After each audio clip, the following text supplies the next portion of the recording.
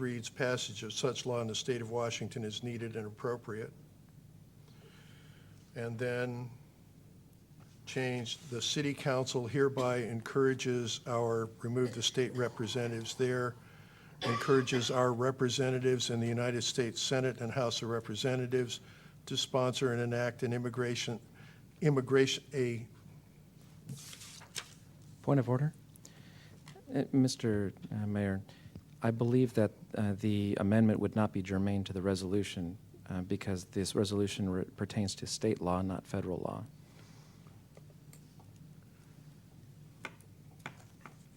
My point would be that it is in fact federal law. Not this resolution and not Senate Bill 1070 from Arizona, though. Well, in many cases, I believe. But it is federal law because the United States government announced today that they will in fact go to court to sue the state of Arizona to show that this is a federal issue and not a state issue.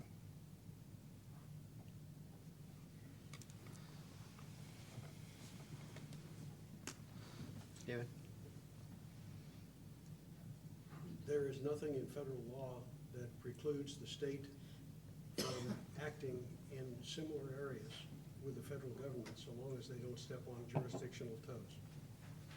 This is an effort, this resolution is an effort to get the state of Washington to act and show support for what Arizona has done in order to get the federal government moving.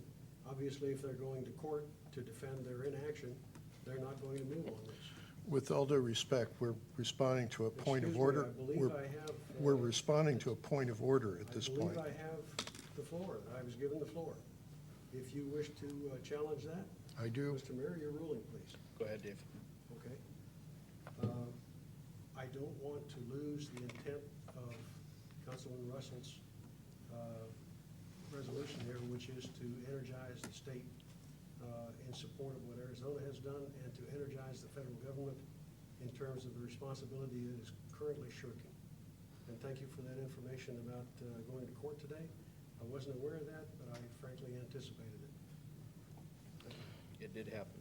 And if I may also, I understand the position that Councilman Greenlee is bringing forward, but to strike everything that you've mentioned within this resolution and replace it with the wording basically just makes it into a completely different document.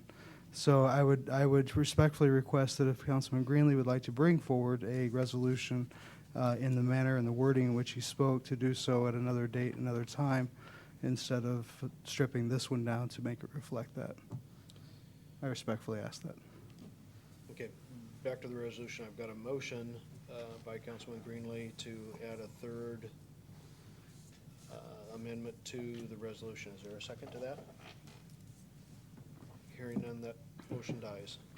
Now we're back to the original motion of accepting the twice amended resolution. Any further comments, discussion? I've got a motion and a second. All in favor? Aye. Opposed? No. No. Motion carried. And Vicki, if you're still listening to this, all of my copies are handwritten and in my packet. Okay, we're at that final point in the agenda for any additional public comments. Pitch. Mitch Hammondtree, I have to raise this a little bit. 291 C Street. First of all, I missed the memo on the dress code. So, Dr. Shoemaker, you should have told me the other day. I'm wearing my California outfit today. I don't get much of a chance. A couple of comments. First of all, I find this very refreshing, the way the council, with all your experience and all your knowledge and different personalities, it's a nice yin and yang.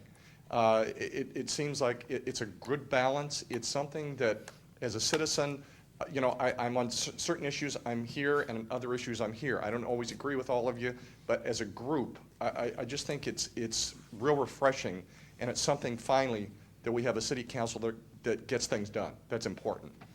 I did want to ask a question, and maybe you can help me out. you know, at my location here at Quiznos, we had a fireworks booth, or the big tent, that was behind us. The first day what they came out from Heritage High School, and I was highly offended the fact that a group that's not in Washougal or Camas, because we're right on the border, could have something like that and benefit from it from the city of Washougal. I don't know what influence that we have or what we can do for next year to prevent that. Because that money went somewhere else. They're nonprofit, but it's Heritage High School, and they have a lot more funds than Washougal High School or another group. So I don't know what we can do next year to prevent that, to make it so that those funds stay in our city. I don't know if, Mr. Mayor? We actually, this morning at our department head meeting, I asked the fire chief to start looking into that exact, Good, well, a couple of different things. One, that question. okay. Two, bringing down the number of permits. Currently, the city of Washougal has the capacity of issuing 6 permits for the fireworks season. And I've asked him to take that back to the Public Safety Committee and take a look at possibly reducing that. This year, we only had 4 that picked them up.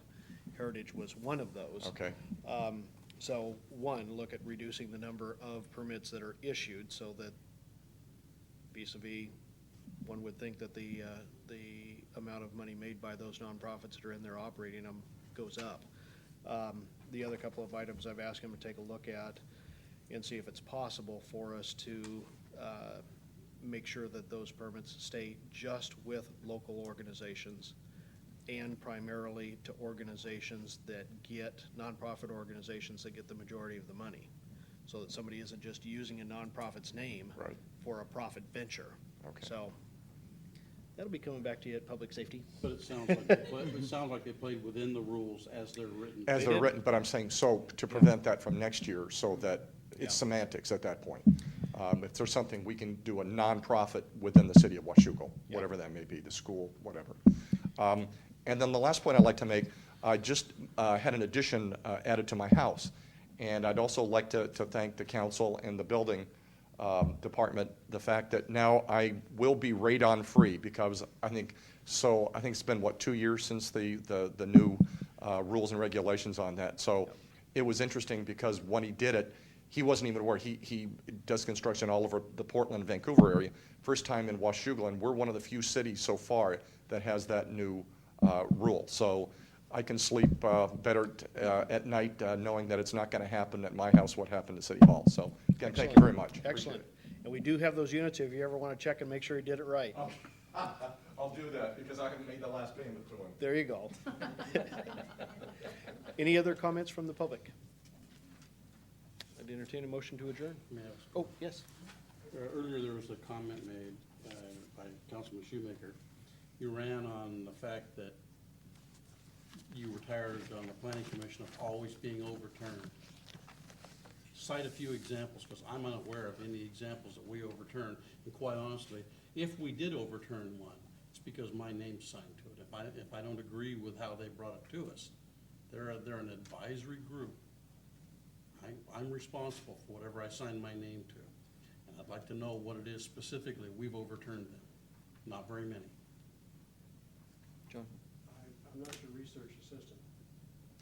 I would say, I think where Councilman Shoemaker's coming from, and I can concur with this, having been on the council since 2006. I can't remember up until the last year that we ever took